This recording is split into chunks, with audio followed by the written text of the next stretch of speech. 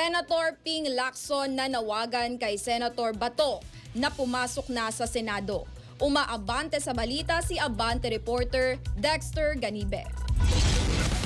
Dapat pumasok na muna sa trabaho sa Senado si Senador Bato de la Rosa. Yan ang pananaw ni Senator Ping Lacson dahil wala pa naman anyang warrant of arrest kay de la Rosa ang International Criminal Court.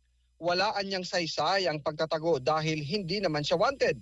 Maliban na lang anya kung mismong si Senador Bato ay nakita na ang mismong arrest warrant ng ICC sa kanya. Sakaling may aresto mayor man, hindi naman daw niya maaring sabihin kay Bato na sumuko na dahil wala siyang moral ascendancy na sabihin ito.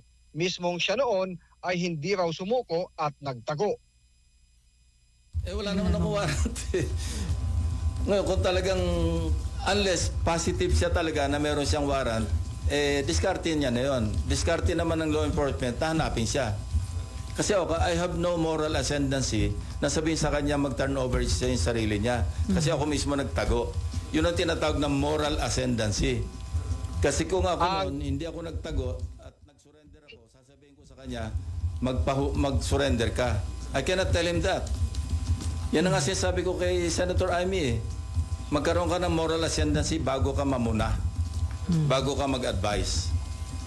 Ang pahayag ni Senador Ping Lacson na una nang nagsabi noon na handa niyang turuan si Bato sa pagtatago. Ako si Dexter Ganibe, Abante.